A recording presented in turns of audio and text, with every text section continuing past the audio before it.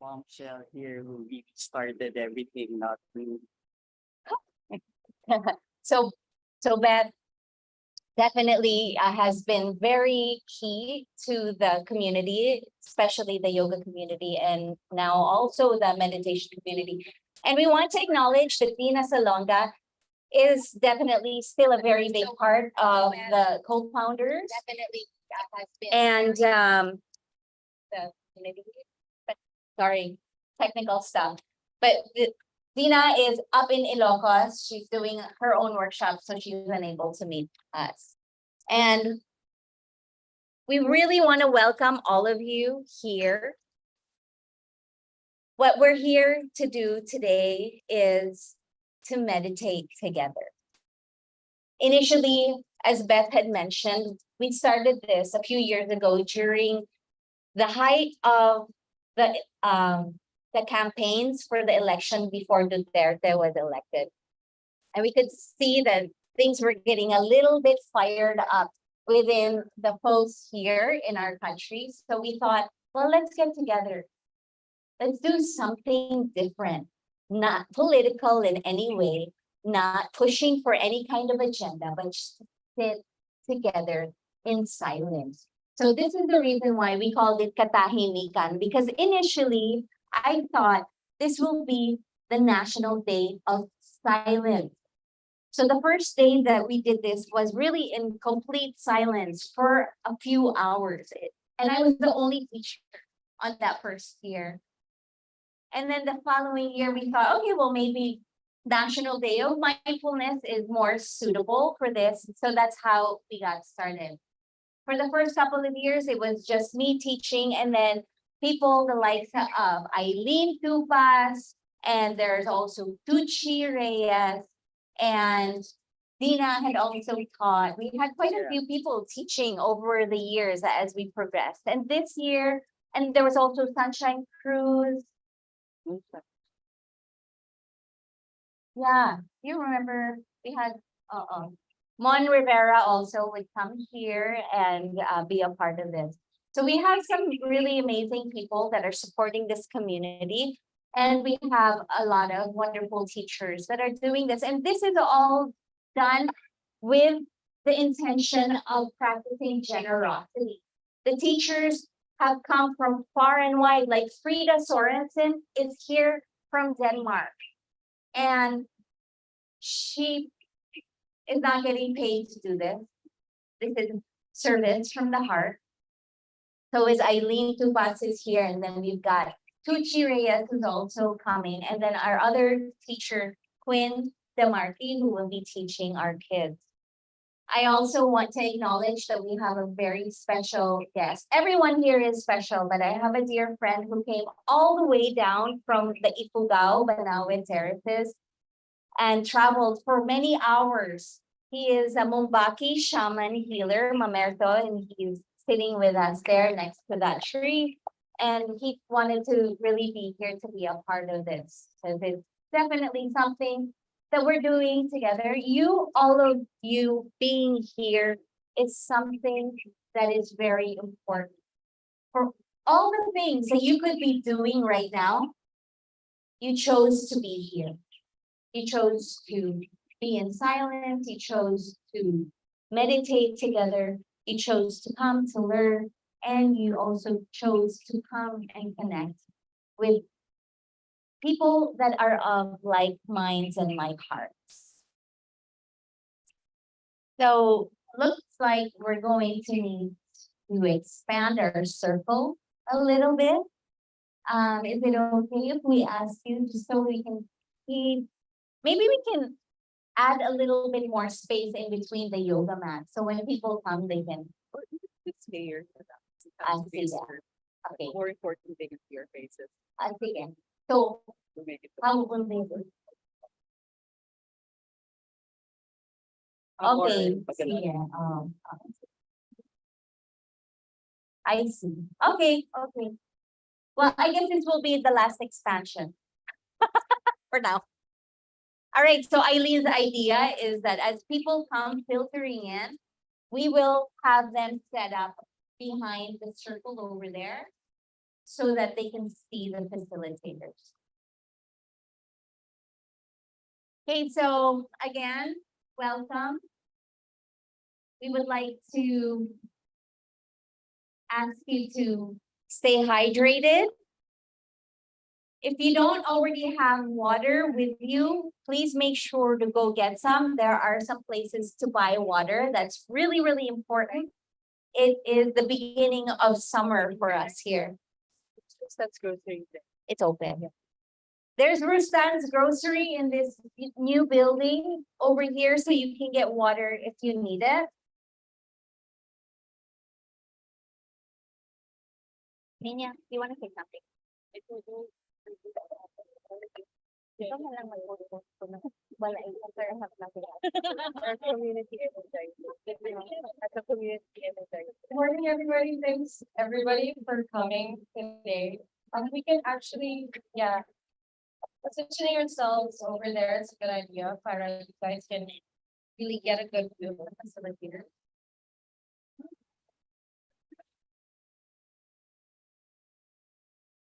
Sure, you will provide.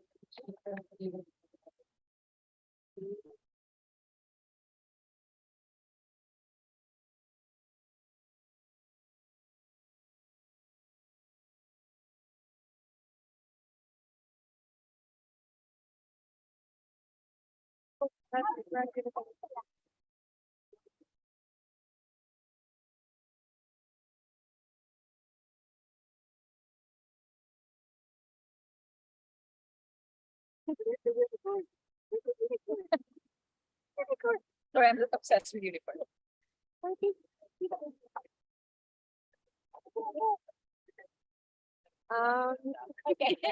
Pressure.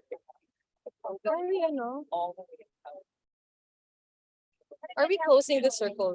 Like, wait. Yeah, pag ganun. Okay. Okay.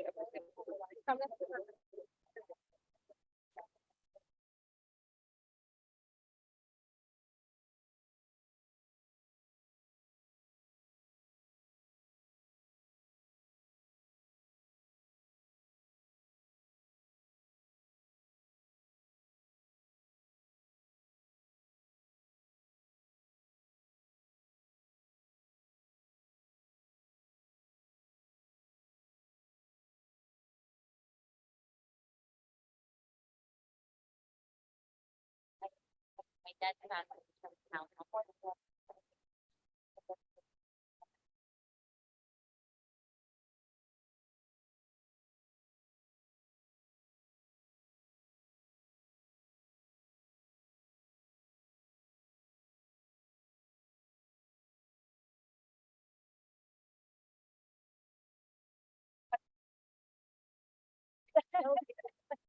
But it's winter. Yeah. Hi, everybody. My name is Nina, and this is Krista. Here with Imee. My name is Ada. Hi, everyone. And this is Luna. This is Luna.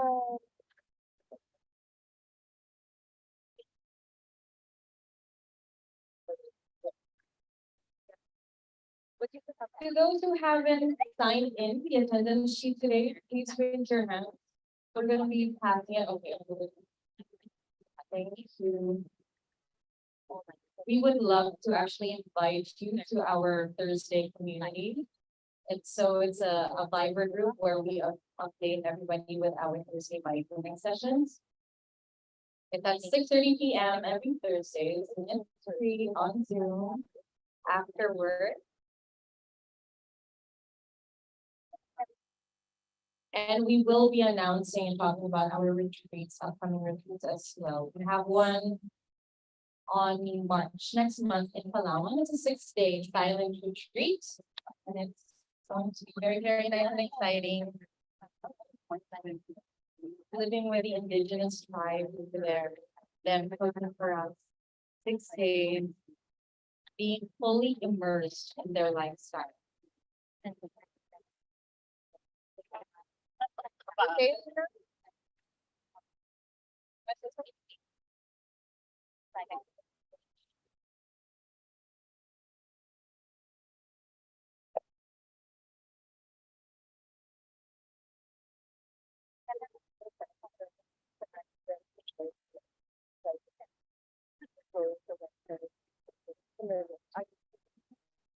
Oh, yeah.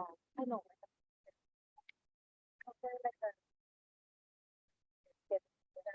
Oh,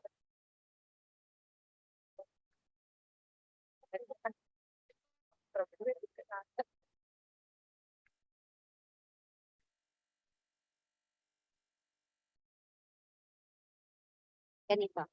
Like this. All right, everyone, let's wake up. I love for you to stand up if you can. If that's accessible to you, we'll stand. Move our bodies a little bit. Checking to see the time. So for those who are here, just kind of randomly walking around the park, if you can hear me, welcome. Please join the circle. Please meditate with us. I see some of my beloved school community back there. I've got my kids, classmates and friends, and I'm seeing a lot of familiar faces and new faces over here. So I invite you to look around. Look around at each of the person here with you today, because this person really made a point to come this morning for everything else that you could be doing. You could be sleeping. You could be going on vacation to the beach. You could be, ano pa, eating breakfast. Sleeping. Ayun din, sleeping ulit. Diba? But you're here, you woke up early, you're here at the park. And look at the person next to you, to the left and to the right, and acknowledge that this person made an effort to be here with you today. Hey. Hi. Welcome, join us. Please set up, get comfortable. We're gonna move our bodies a bit. So we'll start with the left. You want to guide us in a mindful movement? Yeah? Okay lang. Frida Sorensen is gonna be our teacher for a quick 10 minutes. Yes, okay. Hello, everybody. Good morning. I'm gonna start with Imee what she had going. So we're gonna start mindfully moving our right arm. And maybe just start with like a growth movement. So we're gonna start from the shoulder. Just circling. And if you like for a moment, you can just close your eyes and just focus on the joint in the shoulder. And what that would feel like maybe you are feeling some cracks or some ache or pain. Really good to know. Okay, and then from here, we're going to pay a little bit of attention to our elbow.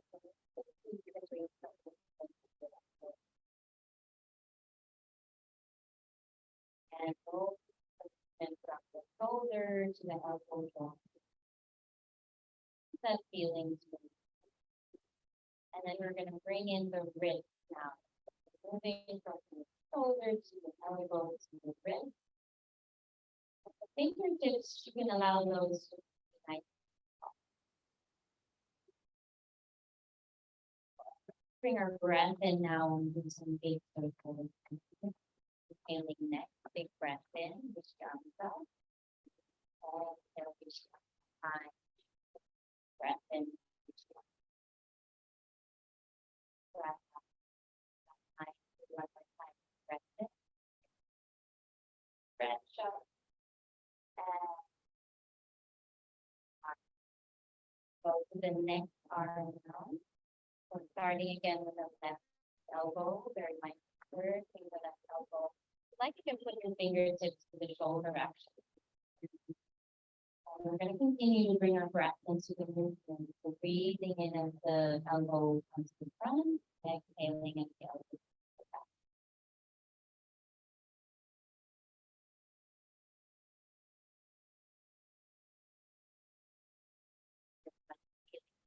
Shoulders,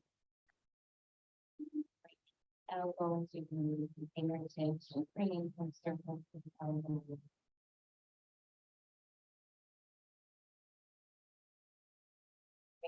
Wrist. Fingertips. Take 3 breaths here, giving them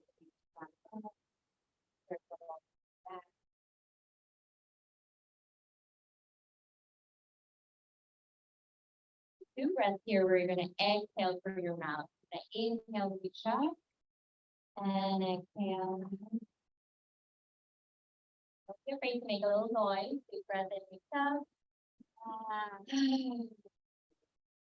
One more time. We got one more chance. Deep breath in. Okay. We're gonna do big breath, circling the arms, reach up. And exhale. All right, let's do some movement with the leg. So put all your weight into your left foot. And we're just going to start by circling the leg. Again, you can close your eyes if you have your balance.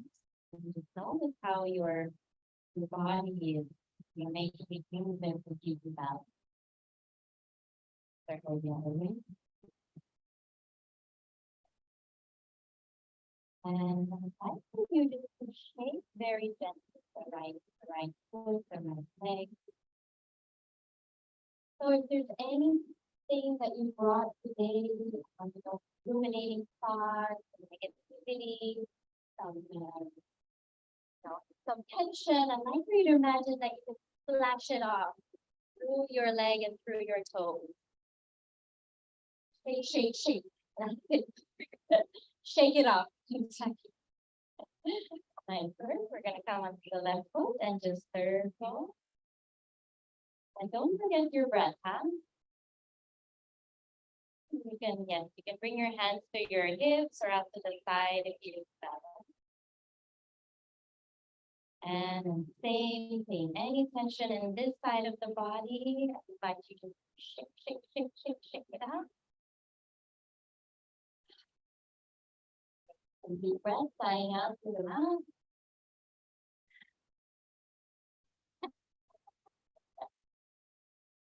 All right, then I think we need to shake out the right arm as well. Shake, shake, shake. From the shoulders to the elbows to the wrist. Shake it out like you're shaking off mud or droplets of water. You can go freestyle. You can shake out both arms at the same time. I can't do it.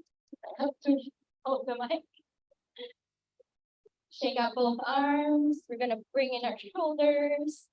And now you can completely freestyle, shake out your whole body from anything you don't need in order to be present at katahimikan. Shake it all out. You have 10 seconds.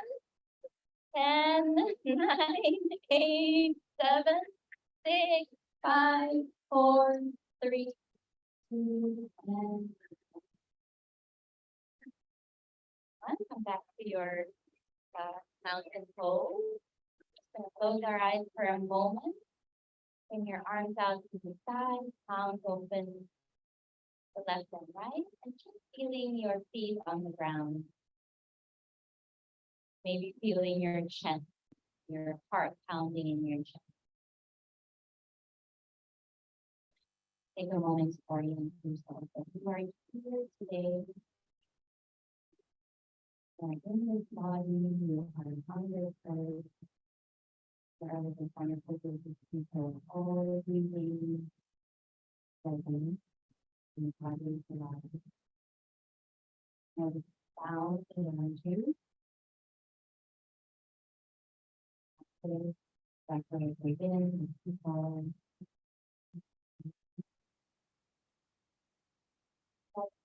Air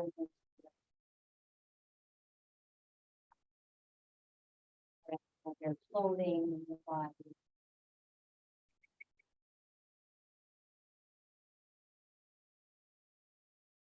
Kind of back to your feet, into the ground.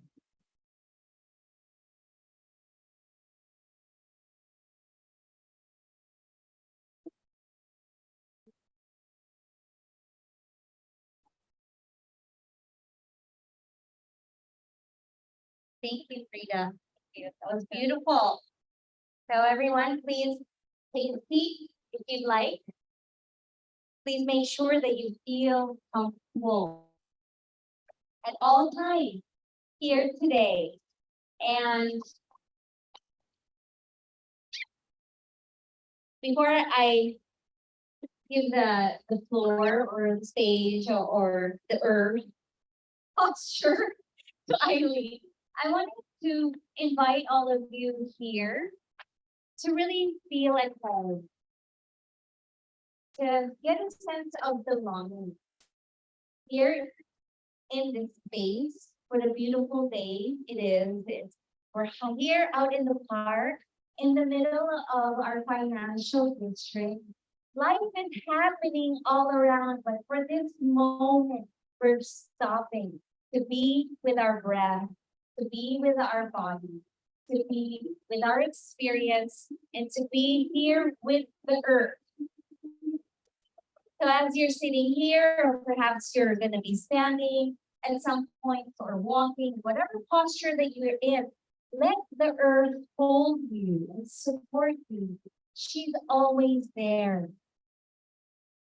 So let yourself really relax into this support as if you're being cradled in her arms.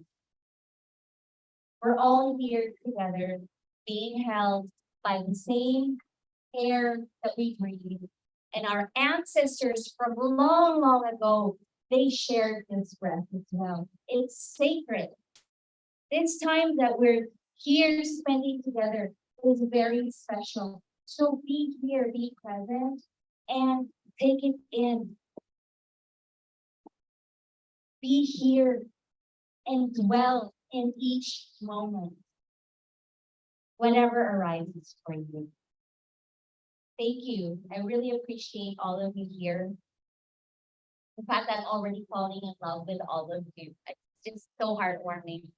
So I'm going to pass this to my beloved Eileen, who will be teaching us about demystifying mindfulness. What are we really doing when we're being mindful? So here we go. Eileen, who pass.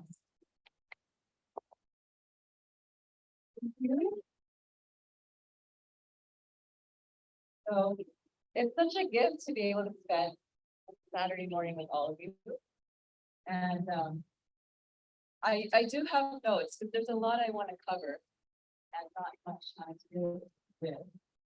But before I start, I just want to honor my Dharma elder. And these are really the teachers who moved and inspired me for several years. In no particular order, and some of these names are familiar to some of you. I honor Table Children, Thich Nhat Hanh, Bhikkhu Analayo, Jack Cornfield, Cara Brock, Jody Goldstein, James Barrett, and so many others. And he has already done a beautiful job of helping us settle into our body. And I'm just going to deepen that further with a very brief practice. Some of you have just arrived. It's a good way to just land more fully into our body. And for this particular practice, just to show that how many of you have never tried meditation before, just so that I know speaking more. So everyone who has some, no? Okay. We're in a good place. So since I have not met a number of you yet, I'm just going to offer different options so that you can choose whichever option is most appropriate to your needs. So in the meditation that I'll lead shortly, I will be asking you to rest your attention on a particular aspect of your. So the obvious options are the breath. So you can work with your breath. If the breath is not appropriate for you, you can work with sensations you feel in your body. So sensations of the sun on your skin, sensations of the breeze ruffling through your hair, sensations of the legs resting on the ground. Okay? And if that is still not appropriate, because for some people it is still difficult to feel sensation, you can listen to sound. So the sound of the sprinklers, the sound of my voice, sound of cars passing along the Fifth Avenue. Okay, so you have those three options. When you come to the meditation, you can choose any of these things. And then the other option I want to give is your posture. The common understanding is to meditate seated, but there are four traditional postures. You can stand up, you can lie down, you can even walk. I typically don't recommend lying down unless you're in a lot of pain because I have been informed that my voice tends to put people to sleep. So just for today, I would explore walking or standing or sitting, maybe not lying down. Okay? But of course, you're free to do any of these options. Now, I've also been told that I have a tendency to give too many options, and this comes from my background as a yoga teacher. So if you end up spending the first 5 minutes just wondering what to do, let me tell you now, stick with the breath and sit. Okay? So I think I've covered all that. So just to keep things simple, even if I've given you all those options, I will be giving my instructions as if you're sitting and as if you're focusing on the breath. So if you've chosen something else, just change my instruction in the silence of your mind to suit your choice. All right. So let's begin. Start by lowering your gaze or just letting your eyes close if that is your preference. And then feel the connection between the part of your body that is touching the earth right now. And then from that base of support, allow your spine to grow long. Let the collarbone sliding and the heart stay soft. And just then, if there are parts of the body that are feeling tight or tense, allow those to relax and release to the best of your ability.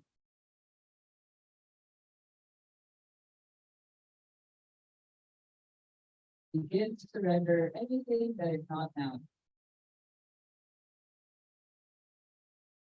Begin to surrender anything that is not here. Allow your mind to rest in your heart. Allow your heart to rest in your body. And allow your body to rest on the earth.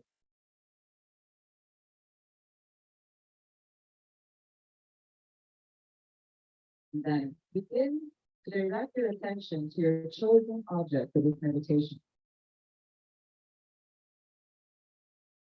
Allow the quality of your attention to be soft and kind.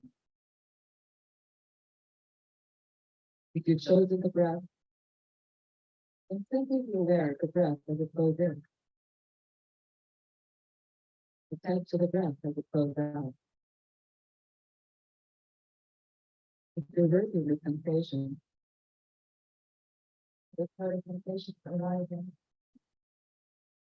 stay briefly, and then passing away.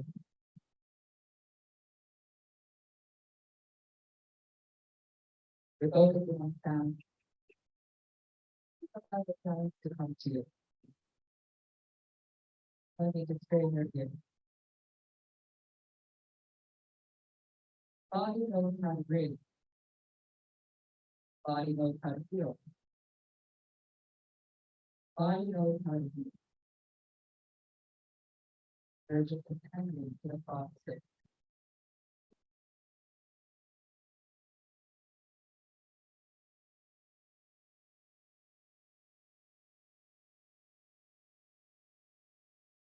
Direct your attention at your chosen object. The mind will wander. We'll do that every 8 to 10 seconds. When your mind wanders, without any sense of strain, without any sense of dismay or disappointment, very gently redirect your attention to your chosen object.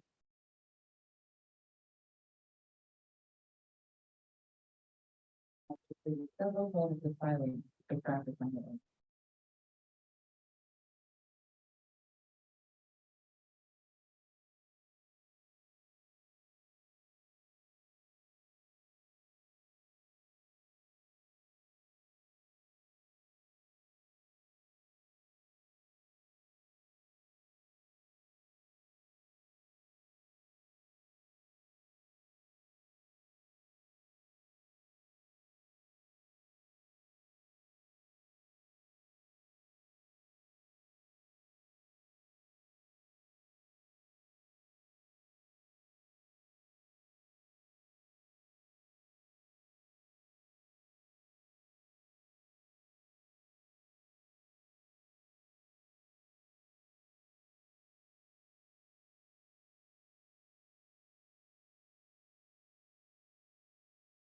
Ready to bring your presence back to our gathering. Good morning. Thank you for your practice. And so the title of my Dharma talk for this morning is demystifying mindfulness. What are we really doing when we do what we just did? And the inspiration for this talk came from all the questions I received from students over the years. And they've fallen into three general themes. The first theme is a line of questioning that goes like this. I don't have time for a formal meditation practice. I don't have time to go on a formal retreat practice. So given the emphasis on formal practice, how am I supposed to progress on this path? Okay? So it's a very common concern, just not having the time. Okay? Some people start having the time, something happens in life, they get married, they have children, they get a new job, and suddenly, boom, nothing. Okay? So a lot of concern coming from how do I keep moving forward when I don't have the opportunity to practice in an engaged and intensive way. The second line of questioning, and this is pretty common, it's hilarious in a way.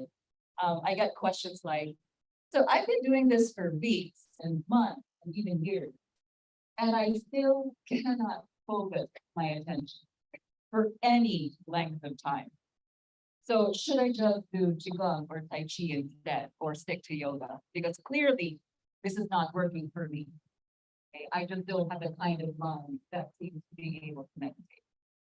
A very fair question and a very fair concern. And the last group of questions I get is along the lines of, I listen to different teachers, I read different books, and they're all telling me different things. Okay, so how do I determine whose teachings, whose practices are skillful, and whose teachings and whose practices are not so skillful? Okay, so those are the three big questions. And as I reflected on these questions, one of the things I realized is that these questions come from not really understanding what mindfulness meditation is about. Okay? And I don't say that with any arrogance. And Imee knows this about me. I meditated for 8 years without knowing what I was doing. So that's a really long time to be messing around with something without any understanding. Okay? So I am an expert in not knowing what I'm doing when I meditate. Okay? And so a lot of what I'm going to be sharing this morning in demystifying mindfulness comes from this really brilliant talk that Joseph Goldstein gave to a number of mindfulness meditation teachers. And he said one thing during that talk, which has never left me. And the line goes like this. Mindfulness is not the end in itself. It is just a methodology for the development of wisdom. So I'll say it again. Mindfulness is not the end in itself. It is just a methodology for the development of wisdom. And that's really important to come to mind. Because I get so many questions. Am I doing it right? Is my posture good enough? Is my breath deep enough? And so people get really thrown off when I say, and that's not the measure of progress. Okay? The measure of progress is what are you realizing from your practice? And are your realizations allowing you to meet life with more skill? Are your insights allowing you to cause less hurt and less harm to yourself and to others? Are the insights from your practice allowing you to live with more ease, more well-being, and more happiness? And for those people who have a bit of a background in Buddhism, this is so strange, because Buddhism is all about suffering, right? Four noble truths. Every single truth has the word suffering in it. And so this idea of states of well-being, states of ease, states of joy, people don't make that connection right away. But here's what people don't remember or don't realize. The Buddha was called the happy one. He was not called the suffering one. And so there is a reason why he was called the happy one. And so really, when we're practicing mindfulness meditation, this is just a systematic method that allows us to gain wisdom. And what is the wisdom about? How to live with more joy and more ease and less hurt and less harm. So that's ultimately the litmus test. So the test is not how many breaths were you present. The test is not how long can you sit in seiza without your legs cramping. Okay? There is never going to be an Olympic event on mindfulness. You are not going to get judges rating the uprightness of your posture or the serenity of your facial expression. Okay? That's not what it's about. So it's really a deep sentence by Joseph Goldstein when he says, it's not the point. It's just a method. And I don't want to be exclusive. There are other methods. There are other methods of arriving at wisdom. And many of you have explored those other methods. So we are not championing mindfulness exclusively, but it is a beautiful methodology. And in one of the most beloved texts in the Buddhist tradition, the Satipatthana Sutta, it is the direct path that can free us from pain and anxiety and grief and sorrow. And so since the Buddha woke up, he that the peace to awaken, I'm inclined to take his word for it. Okay? Now, when I speak about knowing what it is when we practice mindfulness, it's just three simple things. I'll say the three things first, and then I'll unpack them. Okay. So when we're practicing mindfulness meditation, when we're doing the mindful movements of teacher Frida, or we're sitting and focusing on our breath, our sound sensation, there's just three things to really make sure that you're attending. Okay. The first is that you are really just learning how to see things as they are. Okay, that's just the first level. And many people stop there. They stop at just noticing what's going on. In breath, out breath, in breath, out breath. Okay. But after the first level, the second level is, how am I relating to what's going on? So first is knowing what's going on. Okay. Second is seeing what is my relationship to what's going on. And the third is asking ourselves, how do I now respond to life, given what's going on, and given my relationship to what's going on? That's it.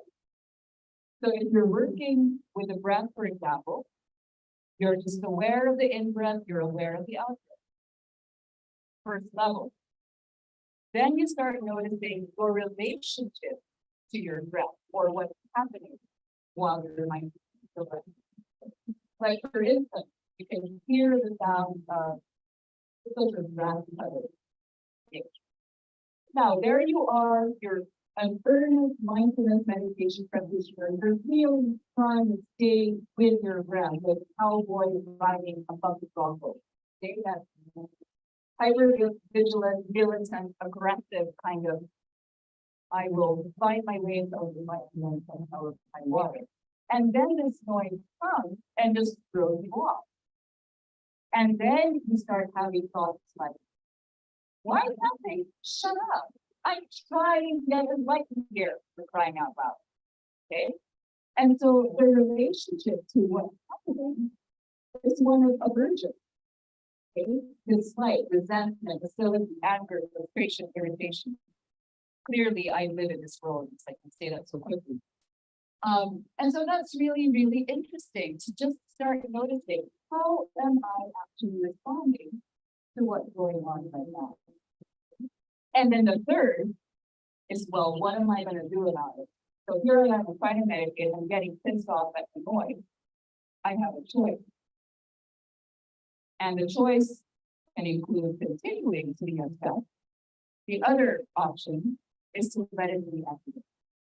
Okay? So I'm going to unpack each of those three a little bit. But they're actually pretty depth. So first, when I talk about noticing what's going on, some of you might be wondering, why bother? Why, like, I obviously know what I'm doing, like I'm talking right now, for example. But here's the thing, in our everyday life, most of the tasks that we do on a regular basis are tasks that we perform habitually. So they're automatic behaviors. Okay, so we're doing them from implicit memory, we're doing them from procedural memory. We don't even need to be there. Okay. So for those of you who drove over here, and this is a familiar route to you, you probably got here without noticing the landscape passing by, without noticing the pedestrians in the streets, without noticing the billboards along EDSA, if that was your route. And for many of us, we arrive in our destination, it's like, how did I get here? Or another common experience is opening a bag of chips. And then, 5 minutes later, where did the chips go? Like, who inhaled them while I wasn't looking? Okay. So that's what I mean. So much of our life happens in autopilot. And because we're so cognitively efficient as human beings, while we're washing the dishes and feeding the dog and doing the vacuuming, we're here. Okay, we're here. We live, this is our address. Okay, for most of us, this is where it is. And the body is just this ways, the body is just how the mind moves around the world. Okay. And so we're here planning our PowerPoints, thinking about what to eat for lunch, reminiscing about that vacation we had a long time ago. Okay, so we're in the past, we're in the future. And so the invitation to be here and to know what's going on is actually challenging. It goes against the hardwire. It's actually not easy to be fully present to what's happening while it's actually happening. And so that's why we need a method. We need a methodology. And so when we're practicing formal mindfulness meditation, it is just us taking a few minutes to literally practice paying attention to what's happening while it's happening. And it's just that there are some objects of the contemplation which are readily available, like the breath. Because for as long as you're living, you're going to have your breath. Okay? So it's a very useful practice object because it's always there. Same with body sensation. Same with sounds.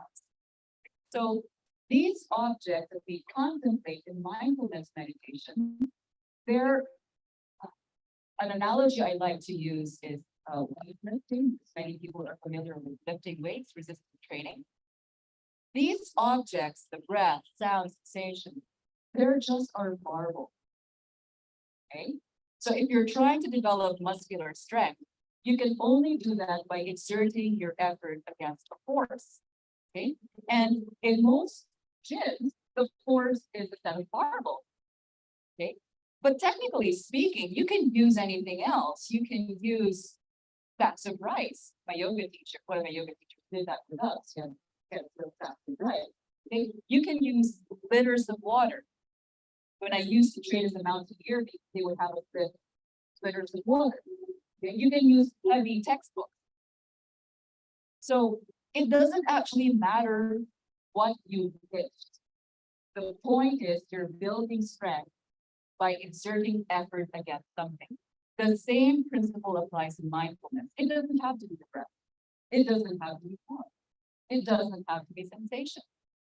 It can be the taste of your coffee as you drink your coffee.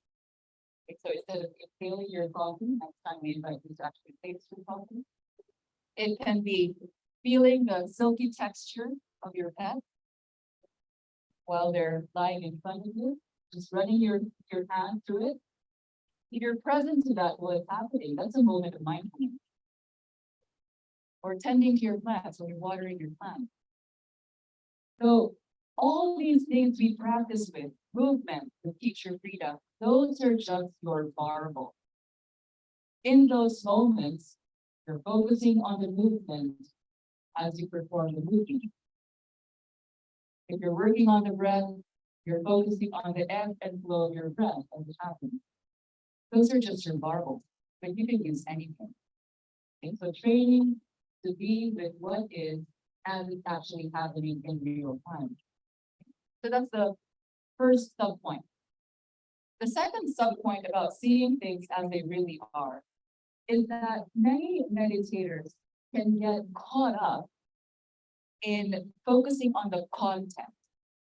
Okay, so what do I mean by content of experience? So for example, you're working with your emotion, okay, mindfulness of emotion.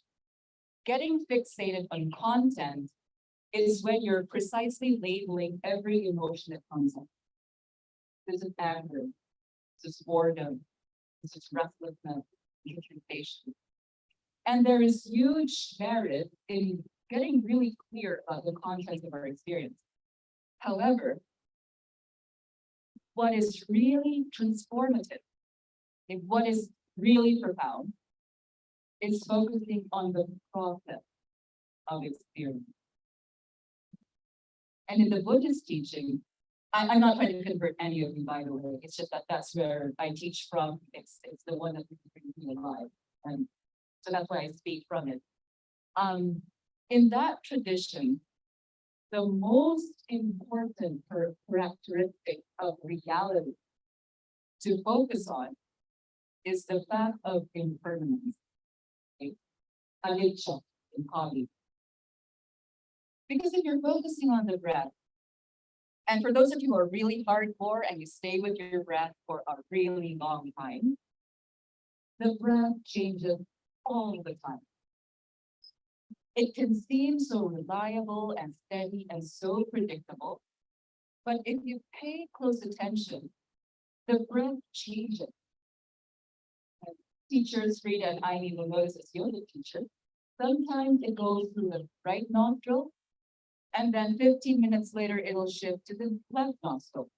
And sometimes it'll go through both nostrils. Sometimes the breath is shallow and fast, and sometimes it becomes very slow and deep. And so the breath itself is impermanence exemplified.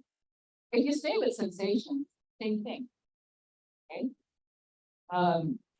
For me personally, I can sit with pain, but I have a really hard time sitting with itches. Like itches are just acutely, exquisitely uncomfortable for me.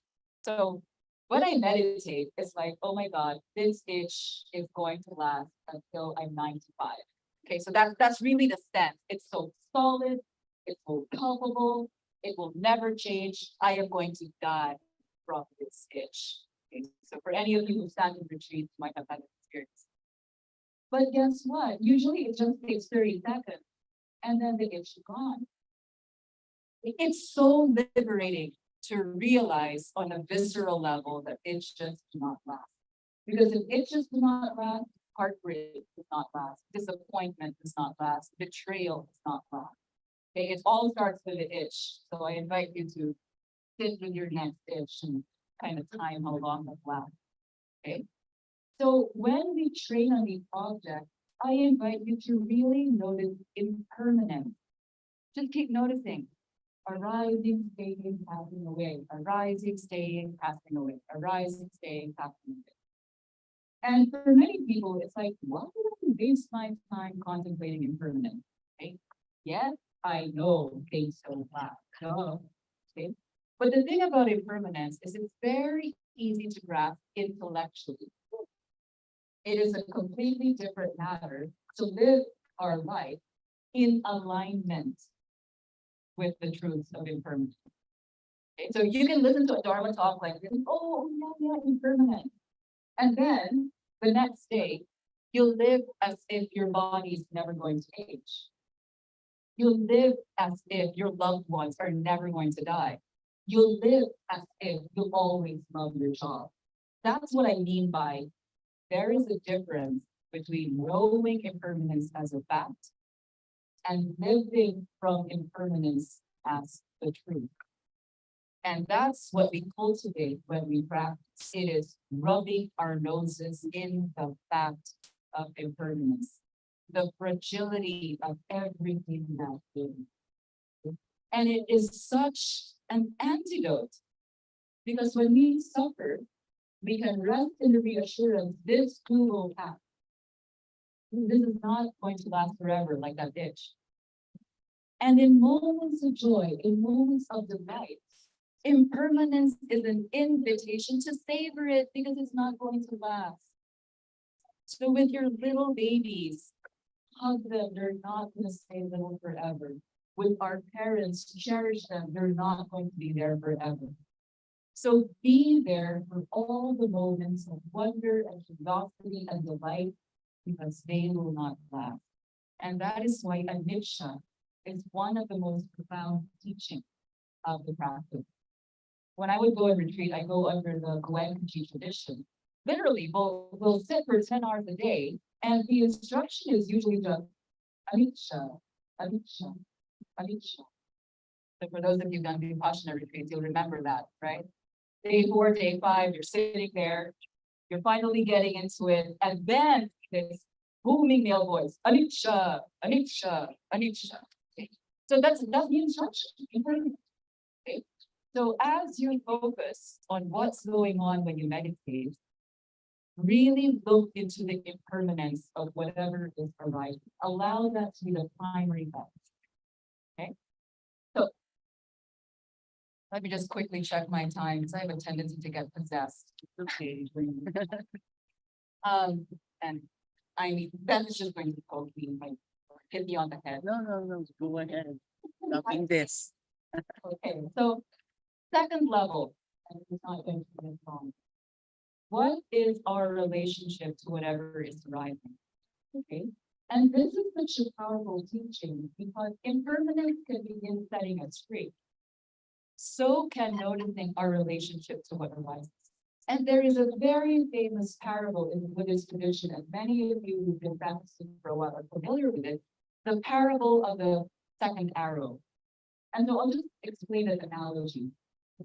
When something difficult happens in life, like we've had our heart broken, for example, there is a natural pain that arises from that. And it hurts to have your heart broken, seriously. Okay? And the pain from that heartbreak is what we would refer to as the first arrow. Like it hits you, it's piercing, it's stabbing, you feel like you're going to die. Okay? And the first arrows of life, we cannot see. Life is full of first arrows. Here's the thing. After that heartbreak, it will be very common to go into conversations in our heads like, why does this always happen to me? Am I not lovable enough? Am I not worthy? What else do I need to do to have people love me? I'll always be alone. I'm going to die by myself. It's going to be miserable. You know what I mean? So this entire world of catastrophizing and ruminating. And we start remembering all the exes who had broken our hearts, all the bosses who had betrayed and abandoned us. It really becomes this epic saga, okay, of betrayal and resentment, hostility, all within 20 seconds. Okay. And so in those 20 seconds of catastrophizing and ruminating and resenting, we have just shot ourselves 2 million additional arrows. So there was the first arrow, can be helped. And then there's all the arrows that we shoot at ourselves. And those arrows are what the Buddha would say, they're not necessary. And they're the arrows that we shoot when we are not clear about how we're relating to our present circumstances. So when we see what's happening, oh, this is heartbreak. The invitation at second level is to notice how we're relating to that heartbreak. And with mindfulness, we can start naming that. Okay, there's judgment, there's resentment, there's reminiscing, there's catastrophizing, there's ruminating. So we begin to see the additional layers of suffering that we add on top of the first layer. And this transition, this segue into the third level, which is, well, what are we going to do about it now? Okay. There is a very famous quote from the Holocaust survivor Viktor Frankl and Dr. Caro noted. Between the stimulus and the response is a gap. And in that gap lies our freedom. So the first level is us just knowing the stimulus. Okay, what's going on? This is the stimulus. Second level is understanding our response. Oh, I'm getting really pissed off. I'm getting really bitter. The third level is where we widen the gap so that we can choose to respond in ways that lessen our suffering and that reduce the hurt and the harm we inflict upon ourselves and possibly inflict upon the world. Okay, so instead of going to your ex's place and painting graffiti on their gate and smearing their walls with whatever, which I guarantee will cause harm, you can really just sit and begin to ponder what is skillful. Okay? What are wiser ways of tending to my broken heart that do not perpetuate my distress, that do not escalate the harm that has already been inflicted. And so my teacher, James Barras, he speaks of mindfulness as being foundational in this sense. Because with mindfulness, we see the beginnings of our unwholesome state. We see the beginning, okay, of the states of mind that contract us, that cause hurt or harm. In the tradition, there are three traditional ones: attachment, aversion, delusion. In three poisons, three places. And mindfulness also allows us to notice the wholesome states so that we can cultivate them. And Trisha will know of these as well. The Brahma Viharas, kindness, metta, compassion, karuna, equanimity, upekkha, joy, mudita. And so when we practice mindfulness, we can systematically weaken the unwholesome state by simply not giving in to it. Easier said than done. Okay. And we can start cultivating the wholesome state: compassion, kindness, equanimity, joy. Okay. So that's it. Those are the three things that we do when we're being mindful. We pay attention to what's going on, the stimulus. We pay attention to our reactions to what's going on, the response. And we ask ourselves, how do I tread more lightly on the earth as a result of what we see from the first two levels? So I'm going to close this Dharma talk very briefly. And I'm going to do it by going back to those three questions that inspired this particular talk. So what benefits can you gain from knowing what you're actually doing when you're being mindful? Okay. The first is it allows you to be free of the constraints regarding time for practice, formal versus informal practice. Because if you know that the main point is to know what's going on, know your relationship to what's going on, and to act wisely, you can do that without having to sit on the cushion. But it is very important, and that's another talk entirely. But you can turn any moment into an opportunity for practice. You can stand in line at Starbucks and use it to practice. You can be driving through EDSA, you can use it for practice. You can be watering your plants, you can turn that into a moment of practice. How? Just know what you're doing while it's happening. Notice how you're responding to what's happening. and then make a choice, but preferably wiser. Okay? It also frees us from the constraints of objects. Okay? Because some people have come to me over the years and said, I really can't work on the breath. You know, I had asthma when I was a child, so when I breathe, when I focus on the breath, I get anxiety attacks. You don't have to fixate on any object. Anything that's unfolding in your experience is an object.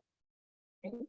Like right now, it could be the sensation of the sun on my skin and blinding my eyes. So I can't see any of you very clearly at the moment of mindfulness. So that's one benefit. You can get really creative about practice. The boundaries between formal, informal, on the cushion, off the cushion, those dissolve. Life is practice. And that's why for those of you who study the 4 foundations of mindfulness, with teacher Imee, the 4 foundations are about all of life, to be honest. They're just ways of categorizing experience, but they span all of our experience. The second benefit is that we can practice more truthfully because we finally know what we're doing. 8 years, I wasted 8 years. Okay? And the whole time I thought it was about the posture. I thought it was about how my face looked. 8 years of messing around. So if you know what the point of the practice is, you don't need to get hung up about the rites and the ritual. The real test of the practice is how skillfully are you making your way through life? For those of you who are musicians, you know that performing your skills is not the point. The point is how beautifully can you express your music so that it can be heard. Okay? So no more asking your teacher, am I doing it right? Okay, now sit 20 minutes, does that mean I've arrived in my pinnacle of enlightenment? No. When my students ask me that question, I will usually ask them, what does your partner say about you these days?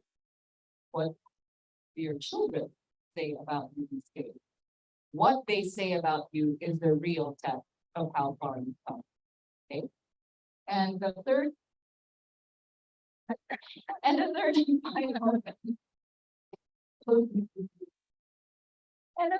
final benefit is you can assess the validity of teachings for yourself. If you have teachers that tell you opposite things, the only thing I'll ask you is, do their teachings allow you to be present? Do their teachings allow you to hold your responses with compassion and to see them with clarity? Do their teachings allow you to act more wisely in the world? So if your teachers, if they contribute to any of those are good teachers. Anything that compromises those 3, you can just gently let them go. Okay. So with that, I have 5 minutes left. Oh my goodness. Okay, so yeah, we have. I think Beth has a question. She has a question. He has a question. Okay, yes, Beth. My question is like, we do mindfulness, we do meditation. So how do we sit with our pain, sit with other emotions? How do we practice? Like when you go out into the world. Can you repeat that? No, ikaw. But it's 2 things, huh? So Beth was asking, how do we sit with pain, for example, and I assume this is chronic pain or with difficult emotions. Another question about going back to the world. Yeah, because most of the people say were guilty of positive. Okay, so it's 2 questions. How do we sit with pain and distressing emotions? And then how do we, just correct me if I'm paraphrasing this wrong, how do we live our insights in a way that's not, in a way that doesn't piss people off because we're so positive all the time? Did I get that right? Yeah, I get pissed off by those people too. But I get to choose my reactions wisely. So I'm just poker face. How many of you experience pain when you meditate? Okay, how many of you notice painful emotions arising in you? Yeah. So it's really there is no right answer, which is the most annoying answer a teacher can give, because it feels like a cop out. We are invited to see things as they are. So if we're sitting with pain, we're noticing the pain. At the same time, there is a skillful way of being with our pain, because if we confront our pain and it's overwhelming, guess what? Your whole soul is going to shrivel. Okay? It is exhausting to be with pain, physical or emotional. So in the more secular language of mindfulness, we speak of titrating, which is to take it in doses, to titrate. Simplahin natin, in Tagalog. So you be with it to the greatest extent that you can. And then when you sense that you're contracting, there's aversion. And the aversion is no longer helpful because it's totally turning you off. Okay, then back off. Because if you turn the practice into a form of punishment, you're not going to do it. Yeah. So why would we do that to ourselves? So be with the discomfort to the best of your ability, and then gently pull back when it's too much, and then revisit again when you have a bit more resource. So there is skill to that. And the mindfulness applies the entire way. Mindfulness is also noticing when it's a good time to be mindful. Okay? Because people say, is it the answer to everything? I'm like, no. Like sometimes the answer to everything is a really good gallon of ice cream. Like that's the best answer right now, like divine wisdom, right? So it's also knowing when to use these practices.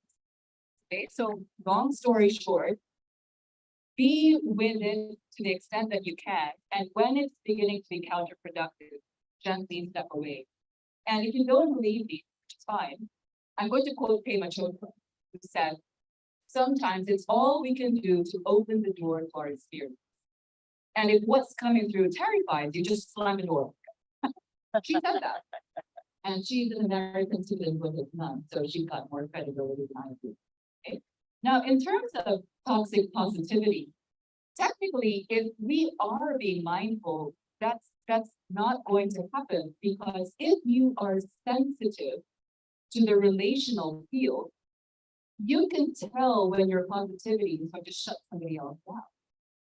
So if you're truly attending to their cues, their posture, their facial expressions, you know when something's just not going to be helpful. Okay. And I'll just quote one example of toxic positivity, which really causes so much harm. It's like when somebody has just gone through a loss, and then you come there and just kind of eat, pray, love the hell out of them. Things like, oh, you were given this because the universe knows you can take it. Thanks. Okay? But really, no thanks. Okay? Or, let's just focus on the positive. Focus on the silver lining. So those are not helpful for the moment. Okay. So being mindful, like I mentioned, it's about the entire field. Now that's not going to happen overnight. The Dalai Lama is one of my heroes. And when I started getting discouraged by the gap, clearly there's a gap, I remind myself that he practices 4 hours every day. And he's in his 14th reincarnation. So I've got some room. As far as I know, I'm in my first, right? So to just also be lighthearted about how you're progressive. Some days you're going to blow it. Some days you're going to be the embodiment of the Dalai Lama. And other days, no. So to also leave room for the back chapter. I don't know if you still have questions. Thank you, Eileen. Always so eloquent and such a beautiful sharing. Thank you so much. Really appreciate you being here and sharing your wisdom. We will have a question and answer portion toward the end of the day. So if any of the teachers do have space during their time slot for the talk, I also leave it open to questions and to sharing. And please stick around if you can. for the question and answer session later on. We have a break, and during the break time, I have also included mindful activities that we can do. So for those who don't need to take a bio break or to grab something they eat, that also you can do with a mindful activity by mindful eating. I would love for all of us to practice walking meditation here together. If you feel comfortable, you can take off your shoes and your socks and feel the earth and the moisture and the grass. It's really nice to practice this grounding. Also, it's very healthy for you. Now, for those who have just joined us, welcome to Imee Contreras 2023. We're really happy to be here in Ayala Triangle Garden with you. So if you would like to join in the walking meditation, I will invite you to stand up in just a moment, but I will be sharing with you, I will be showing you the proper way of doing this formal meditation practice. Eileen had mentioned earlier that there are 4 universal postures of meditation. Practically, we mostly relate mindfulness to sitting meditation and lotus posture, completely zen out, blissed out. That's not the case. You can sit on the floor, on the chair, on the couch, anywhere that feels comfortable, that feels most important for your practice. There's also standing meditation, there's lying down meditation, and we will be doing walking meditation together now. Walking meditation doesn't require a lot of space. It could mean only about 5 meters, maybe even less. You could work with 3 meters, and you just need to identify the location and the lane that you will be walking. And the invitation here is to feel your body from the waist down, feeling the motion, the balance that it takes. So as you stand up, maybe you can stand up with me. We're going to sway from side to side and notice the feet connecting to the earth. So as you sway from right to left, notice the weight of your body. Notice the pressure against the soil, the earth underneath you. And feel the movement. Feel the touch of the soles of your feet against the earth or your yoga mat. And we can practice together if you wish. So as we're standing here, we feel the solidity of the ground underneath us. We feel the foundation of our body. Okay, so lifting and being alert in this posture with a hands to the sides. We're gonna lift one foot, move it, and place it down to the earth. And then as you lift the other one, moving it at any speed that feels comfortable for you. It doesn't have to be very slow, but the most important thing is that you're really embodied as you're walking. Notice the sensation as you move your leg and your foot through the air. Maybe there's the breeze and coolness there. As you press your foot down, notice the pressure, the weight of your body. Maybe there's itch or tingling. Maybe there's some tightness in some parts on your hip. And then once you get to the end of that location that you set for yourself, you can stop for a moment, take a breath. And then with the intention to turn around, we're going to turn. And then we'll walk the other direction. So stepping forward with one foot and knowing that you're walking and feeling the earth underneath you through the sensations of your body. And naturally, the mind will wander off, thinking, or maybe you're entertaining yourself. It's such a beautiful day here today, looking up at the trees. That's okay. You can simply come back again to what you're doing, which is walking, feeling yourself, the earth, and your experience. Being here in this present moment. Okay, any questions? So it's a big park. You can go and spread yourselves out. Find a spot that is comfortable and safe. Watch out for ants. Watch out for any kind of obstacles on the ground or in your way. We're going to walk together for about 8 minutes. Okay? So again, identify your walking spot. And then maybe you can even like say, for example, I start at this leaf and I will walk until this next leaf and then stop here, turn around and go back to that leaf. Okay, plenty of beautiful red leaves around. You can also pick one up and then use that as your milestone points. Okay, so go ahead and find your spot. If you need to go use the restroom, take a bio break, please do so as well. And the invitation here is continue your practice. Stay in your mindfulness. Be in your experience.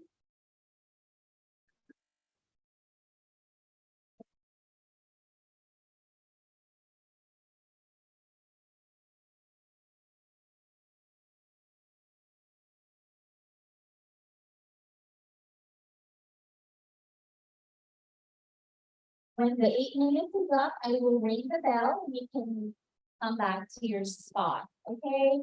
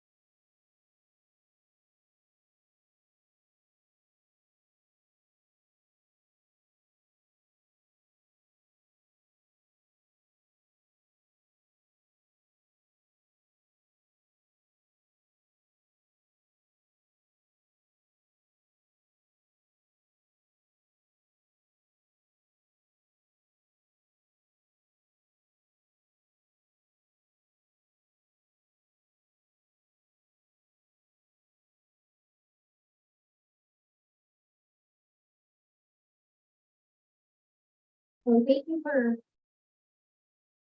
walking with us. Walking meditation is a real formal practice.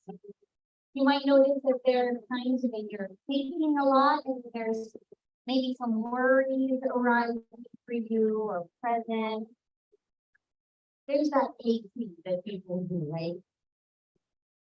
So rather than being caught up in the worries and all of the resentments perhaps, or whatever experience that might be going on in their head, we bring the attention down to the feet, to the legs, to the floor. So that's the support that is always there, holding us.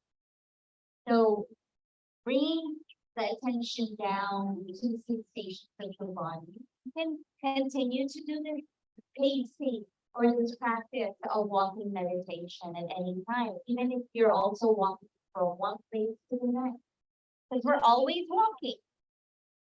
If we're not sitting or lying down or standing somewhere still, we are walking. So there's always opportunity to practice.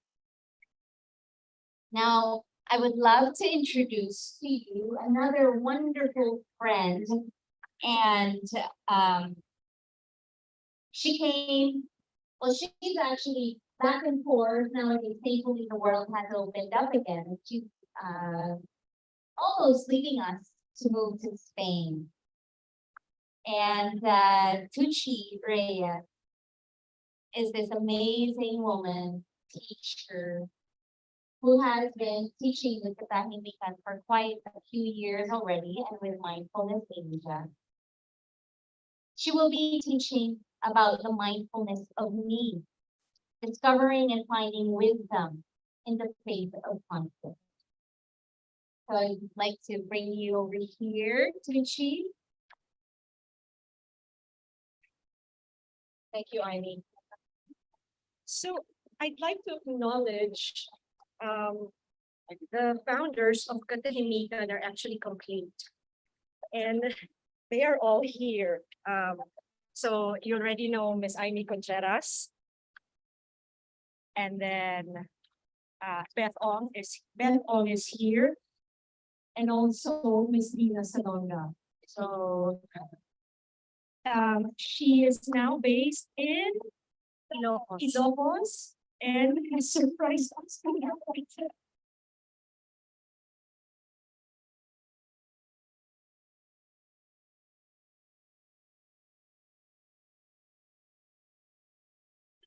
See new faces, and young faces for that matter.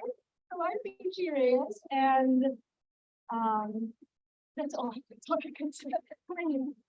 So anyway, I was contemplating. I remember Imee asking me, "Ano tuturo mo?" Sabi ko sa kanya, just a minute. Everybody understands Tagalog. Please tell me if meron. No, okay.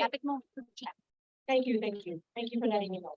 So I was asking Imee, I was telling Imee, I don't know, I don't really know what to teach.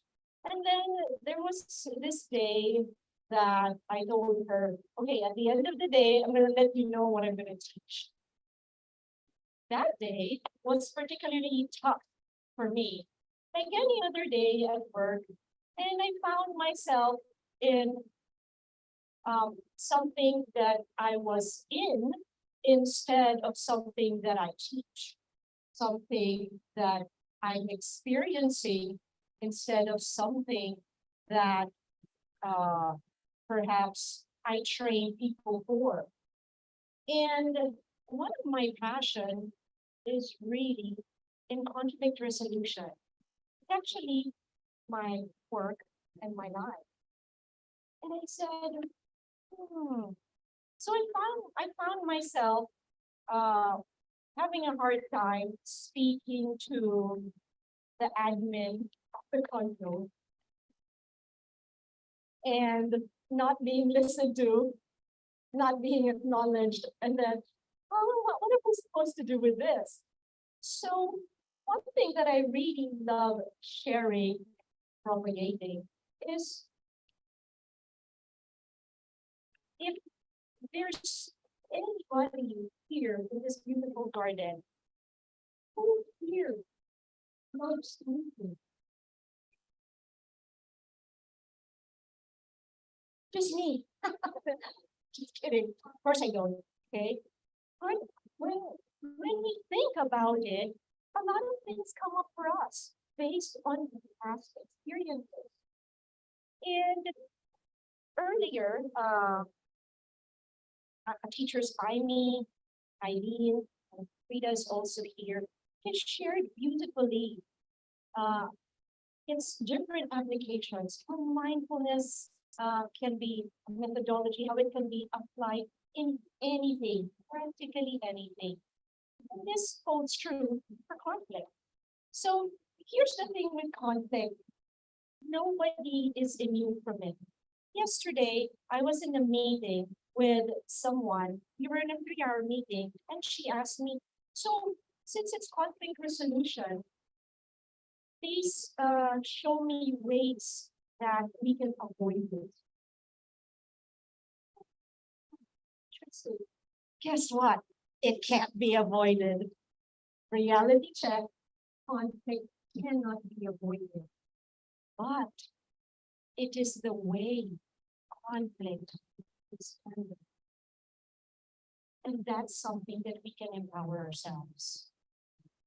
So that's what's beautiful, that when we see that this reality for us, this experience at most times extremely difficult, sometimes moderately unpleasant, sometimes mildly annoying, but it is what it is for each of us. So one of the things that I like to, when I teach this practice to, even they're not different government agencies and also companies, it's saying first and foremost, conflict is a fact of life.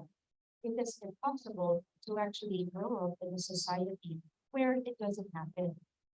Now, what can it teach us? How can it be a teacher for us?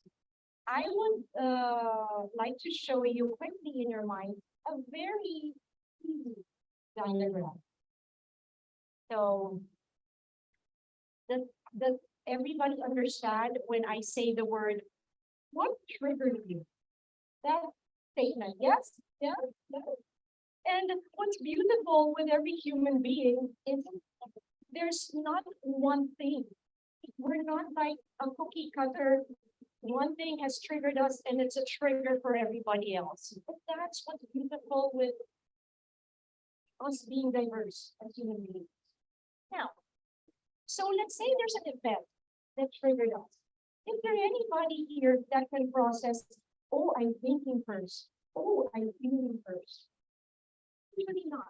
When we're triggered with something, what happens is the thinking and the feeling, it's like a very quick basketball for some of you who, I'm sure there's some who play ball sports here, that when you're passing a ball from one to another, it's very quick. Like it happens in seconds. In fact, even less than a second, you cannot even process, oh, this is thinking, this is feeling, this is what I'm feeling, or this is what I'm thinking.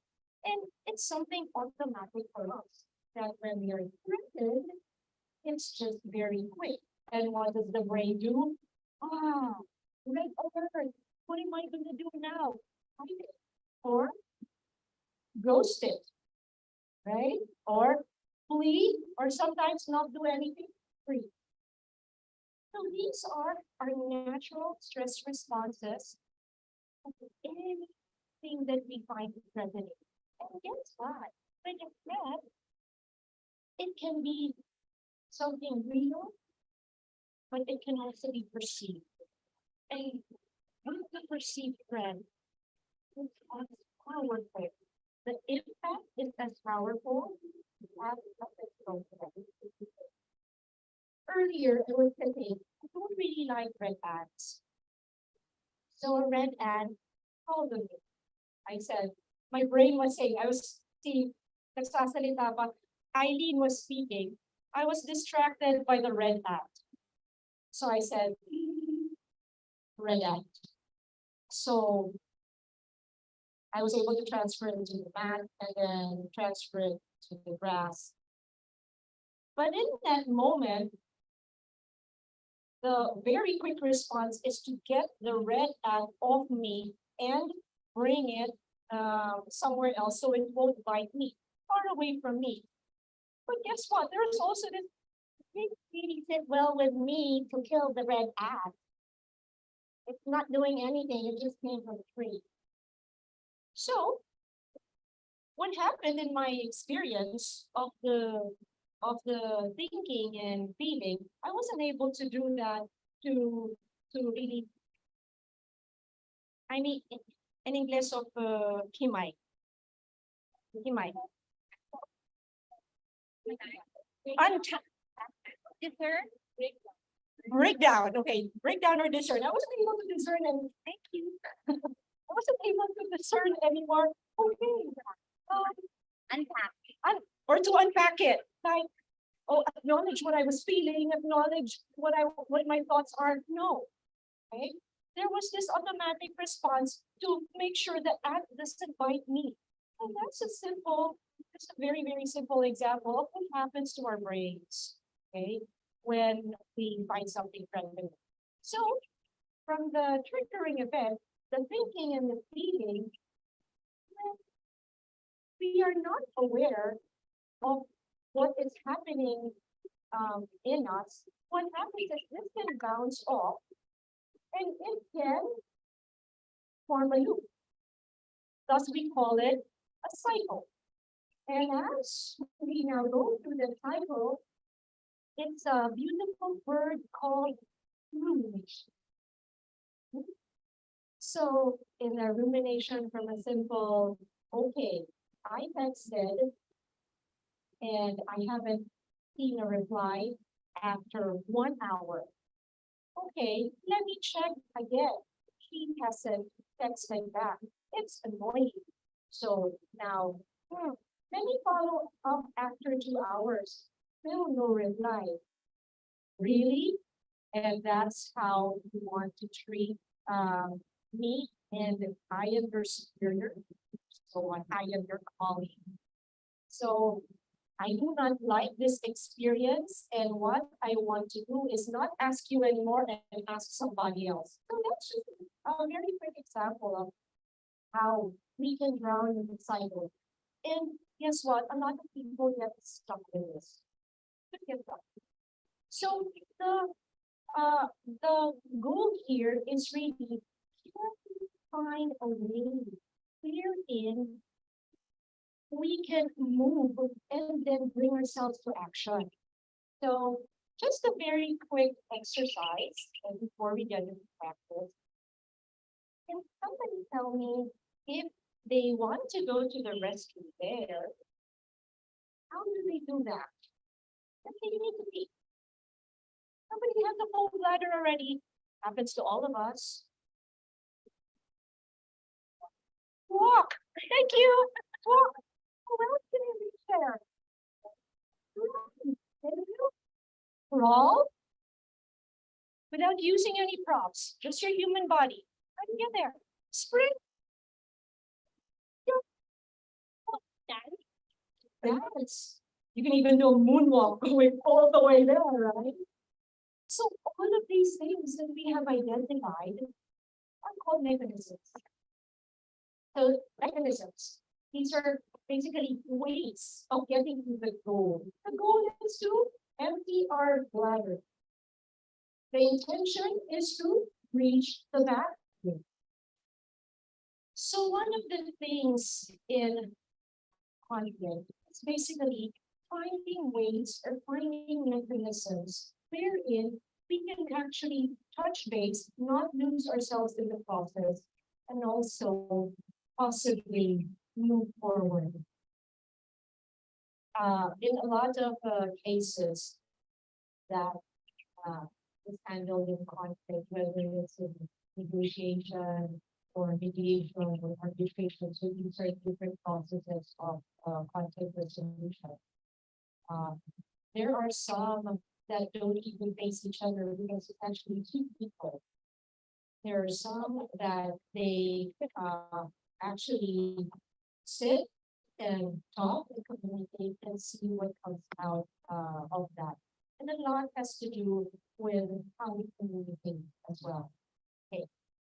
So, you know, it's also like that. Intent, mechanism, and then the goal. So let's bring into human interaction. Let's say, sir, may I have your name? Franz, I got it. Okay. So with permission, this is a very easy example, and please tell me if you're not comfortable with it, but very, very easy. So basically, thank you for Franz for sharing his name. Say Franz and I wish to speak to each other. How many ways can we do that? Are there other things that you can think of how we can communicate?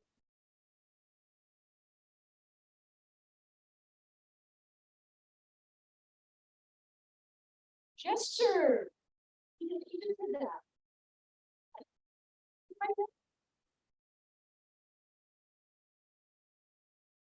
Eye contact. Beautiful. Meron pang in Filipino, for Filipino parents, the way I was raised, it's an expression called makuha ka sa tingin. In English, it means let me get you with one look. Something like that. So that's us. Who else? Sign language is a beautiful way of communicating. We were in Zoom, all of us, online for so long. How did we do that? How did we feel empathy? How did we feel compassion? How did we feel kindness? How did we feel annoyance and irritability of the one stream? How? And then Energies? Yes. I think that Emojis. Yes, thank you. Emoji. Words. So these are already different mechanisms. And then, balik ko lang po sa conflict. Two main ways. Adversarial and non-adversarial. Many ways of doing sign language adversarially, or even with the emojis, even of course with speech, but also there's the non-adversarial. So it was the late Marshall Rosenberg who actually said, behind every human behavior is a need that is met or unmet. I like saying this in Tagalog. Sa bawat pangangailangan, meron, sa bawat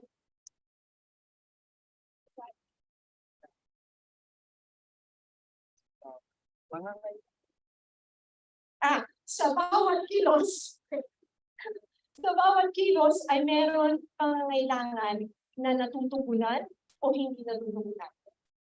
I love that part na natutugunan at hindi natutugunan. Okay? So, the invitation here, especially in this practice, is to ask ourselves, what does it mean?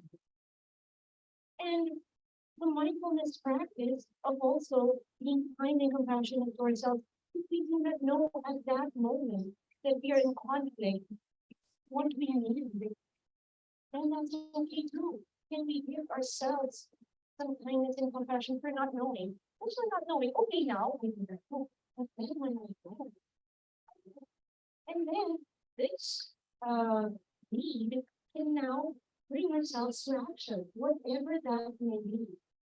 There's some here I know who've heard of your self-practice. S-P-O-P? Yes? Yes? like walking. Yes, like the sacred pause. Stop. Take a breath. Observe what's happening in your body, perhaps your emotions and your thoughts. Whatever it is, and then proceed. So what we're talking about is the proceeding. Do we now react? Do we now respond? Do I now let go? Do I continue? in what I'm doing. So this practice of mindfulness of needs will be in three parts.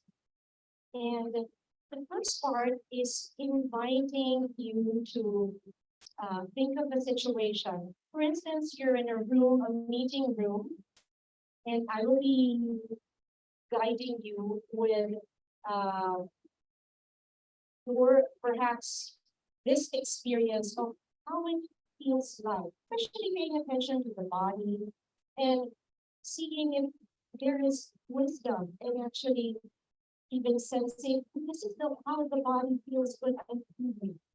This is how the body feels when there's an urge that I already want to say something, but then I pull back. What does that feel? And a lot of us go through that in conflict. And then the second part is exploring what was it that we need that wasn't met. And the third part is, which participants sometimes say is the most difficult.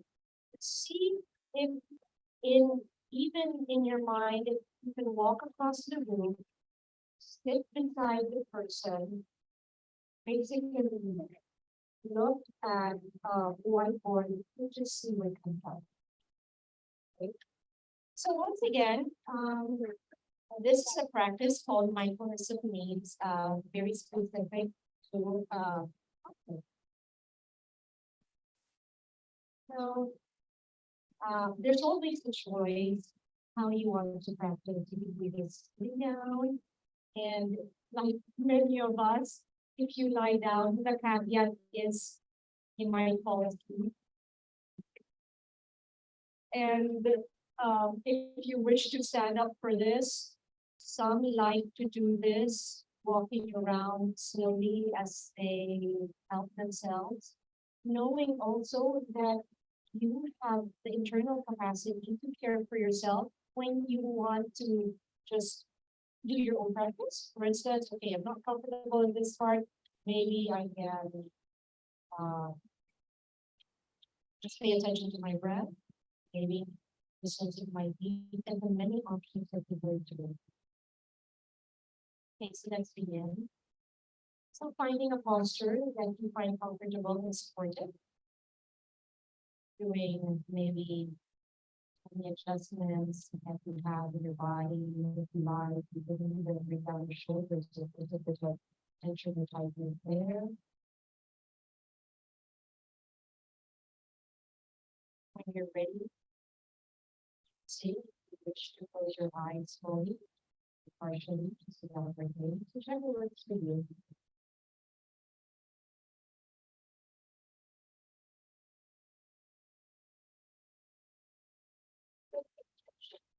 Which then is to cultivate awareness, especially in our the body, how we feel the thoughts, also our impulses or actions in the behavior.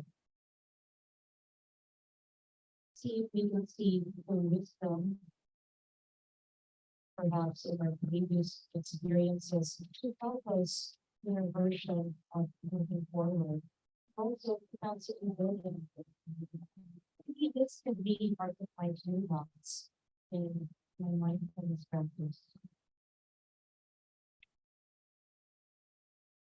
Taking a few deep breaths, slowly breathing in, slowly breathing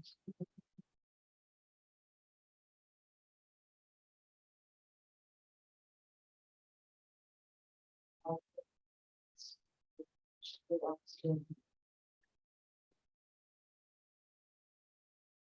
Feeling as we give out to what other living things need.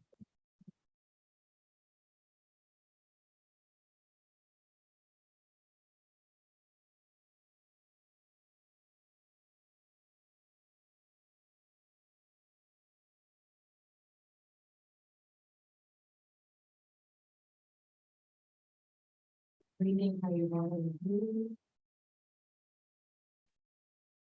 which is also if there's only forcing the breath.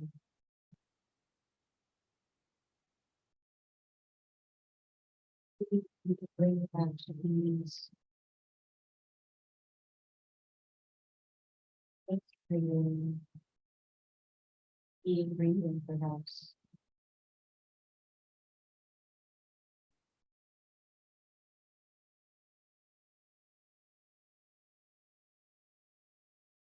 Really, the situation in the past, that you had a mild to moderate conflict or disagreement with someone. Mild to moderate meaning to say the range of the 3 to 5 out of a 10. Why this and see are similar in this, and whoever the leaders have this, we do not want to overwhelm systems, particularly in urban systems. To be a meeting room. And you see if you can imagine that you want to just say something.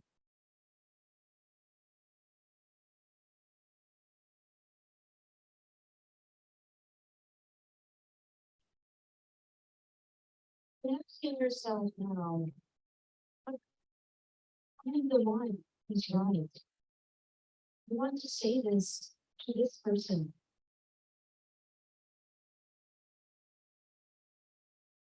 I want my point across.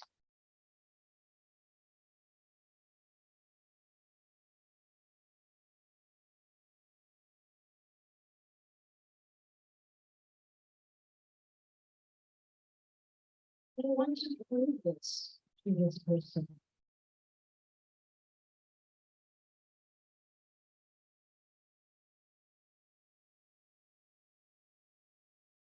If you can, just notice how the body feels right now.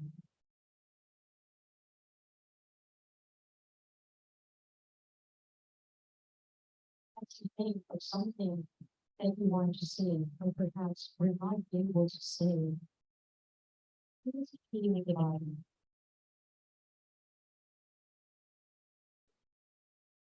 Experience consequences, the attention. Or even just a general feeling of I'm not very comfortable right now.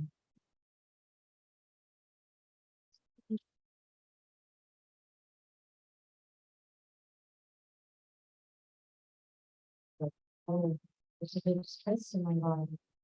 My heart rate is changing. It's survival. Temperature is changing.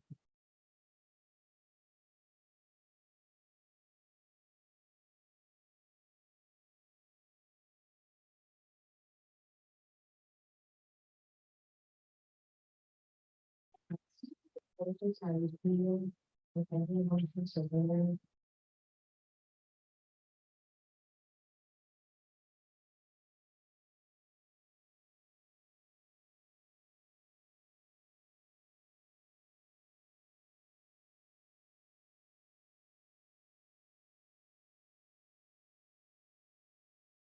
There's a lot.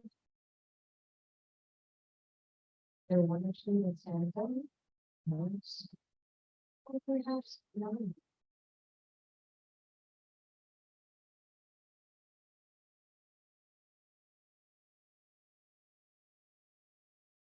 If there are any additional thoughts,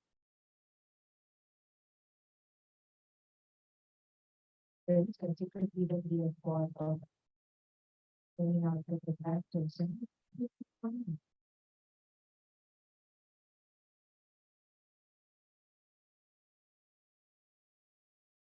It's a moment of experience, just notice where you are with it.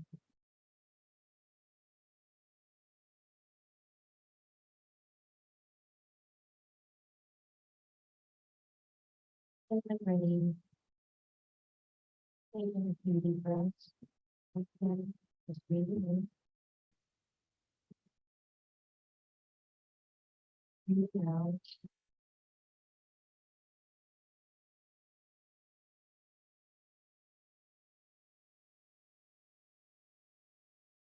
The situation that you just thought of asking yourself, what is it at the time that I was needing, like I did now?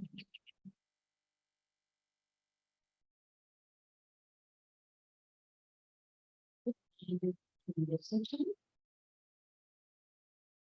Maybe I just wanted to be heard. Maybe I needed to belong.